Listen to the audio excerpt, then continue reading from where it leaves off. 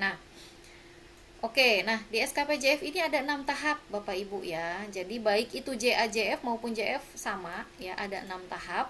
Nah, cuma kalau JA dan pelaksana itu sudah selesai di tahap yang kelima. Tapi kalau JF Bapak Ibu masih harus mengerjakan tahap yang ke-6. Tapi tahapan-tahapan awal ini sama ya, baik untuk JA maupun JF. Hanya kalau JA itu berhentinya di sini, finishnya.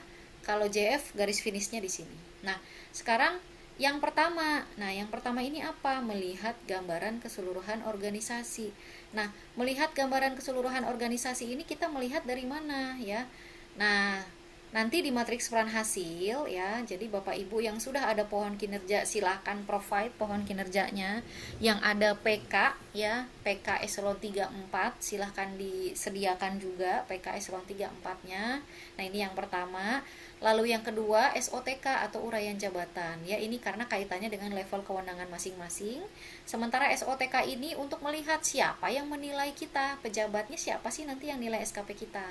Nah, selanjutnya kalau dari BKPSDM menyediakannya ANJAP ya. Nah, kemudian juga ada Renstra, Renja atau RKT ya. Renstra ini kita melihat gambaran keseluruhan saja sih selama 5 tahunan. Selanjutnya juga ada DPA. Kenapa DPA ini harus dimasukkan? Nah, karena apa? Karena dari DPA ini Bapak Ibu kadang-kadang ada yang sudah dianggarkan tapi tidak masuk ke pohon kinerja atau tidak masuk ke PK. Nah, ya, atau perjanjian kinerja. Nah, supaya Bapak Ibu kinerjanya tetap dinilai ya, walaupun tidak masuk ke dalam PK, maka apa yang ada di dalam DPA ini juga bisa dipindahkan ya. Kita cek jangan sampai ada yang ternyata ada di DPA tapi di PK-nya nggak ada gitu. Jadi ini bisa kita ambil ya. Oke, jadi ini yang dokumen-dokumen yang kita perlukan ya untuk melihat gambaran organisasi yang tentunya nanti kita gunakan dalam penyusunan matriks peran hasil. Nah, baru tahap yang kedua adalah membagi peran. Nah, ini yang tadi untuk mendeteksi kalau ada kerusakan siapa yang berbuat ya, siapa yang berperan. Nah, ini di matriks peran hasil. Nah, matriks peran hasil ini bentuknya seperti ini Bapak Ibu. Jadi, misalkan kalau di inspektorat ada kelompok A. Nah, kelompok A ini siapa yang jadi koordinator kelompoknya? Kalau di sekolah yang ada di sini adalah kepala sekolah. Nah, kalau di puskesmas, di puskesmas yang ada di sini adalah kepala puskesmas kalau kepala puskesmasnya tidak punya PK ya.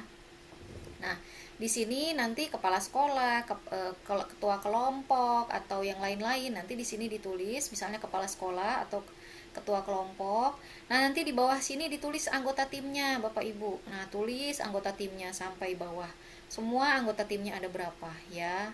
Nah, kalau di sini kebetulan anggota timnya cuma sedikit ya, eselon 3-nya satu, yang lainnya pelaksana dan JF.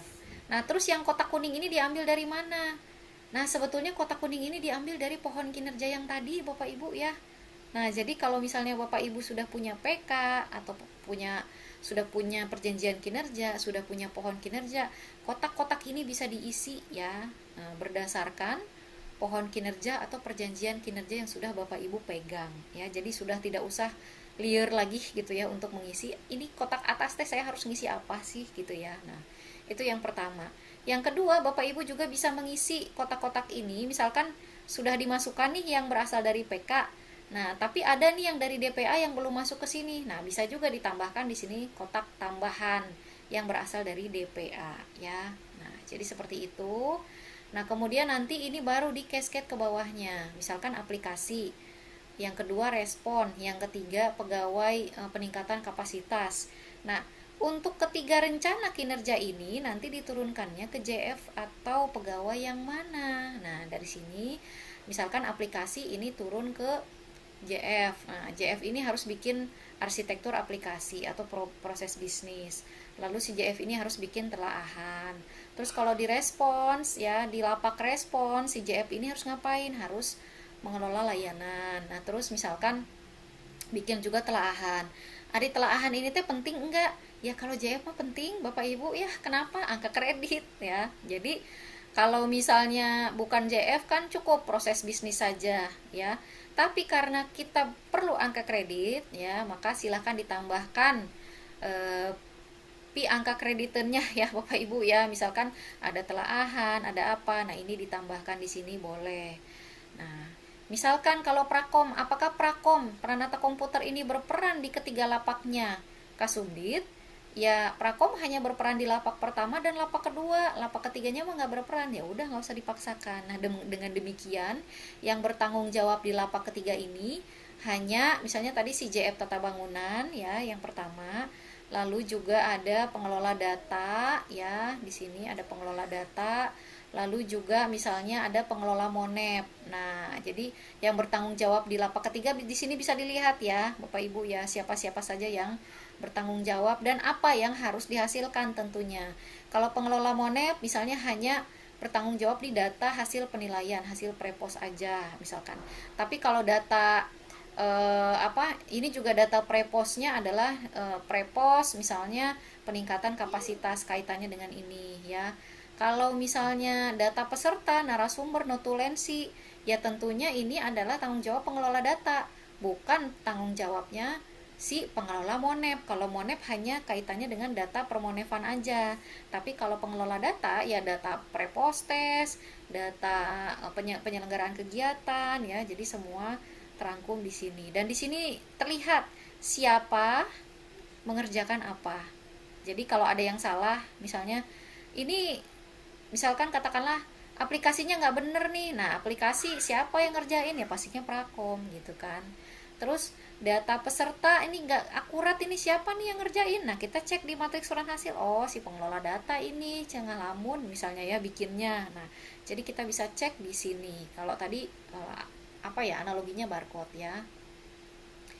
Oke, nah selanjutnya ini sudah selesai ya untuk penyusunan matriks peran hasil. Nah, yang ada di dalam kotak-kotak ini adalah tadi sudah saya sampaikan.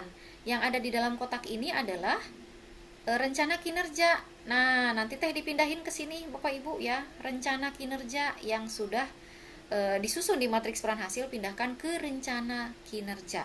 Tapi perhatikan jabatannya jangan sampai salah. Kalau jabatan fungsional ya tata bangunan berarti hanya yang ada di kotak JF tata bangunan saja yang di sini ya, yang dipindahkan ke dalam form SKP rencana kinerja yang di sini. Nah, ini tinggal dipindahin aja Bapak Ibu, copy paste. Nah, setelah kita memindahkan ya apa yang sudah disusun di matriks peran hasil ke rencana kinerja, tahapan selanjutnya adalah kita menentukan aspek. Nah, aspek ini adalah kuantitas, kualitas, waktu. Sementara indikator kinerja ini adalah jumlah, misalnya kuantitas ini bisa jumlah, bisa persentase ya, namanya kuantitas. Sementara kalau kualitas ini apa? Tingkat kesesuaian, tingkat akurasi, tingkat ketelitian, tingkat kelengkapan ya indikatornya. Sementara kalau dari segi waktu, penggarisnya apa? Ada tingkat ketepatan waktu. Nah, kita sudah menentukan, misalnya Bu, boleh enggak dari satu rencana kinerja ini aspeknya cuma ada dua, misalnya kuantitas dan waktu. Ya boleh-boleh saja kalau memang kita belum bisa mengukur dari segi kualitas. Jadi hanya dari kuantitas dan waktu. Nah, selanjutnya baru setelah kita menentukan aspek dan indikator, kita menyusun target ya. Nah, ini adalah tahapan yang kelima. Jadi kalau JA dan pelaksana setelah menetapkan target itu sudah selesai SKP-nya, penyusunan SKP-nya ya. Tapi kalau JF, nah ini ada tahapan lanjutan kalau JF itu.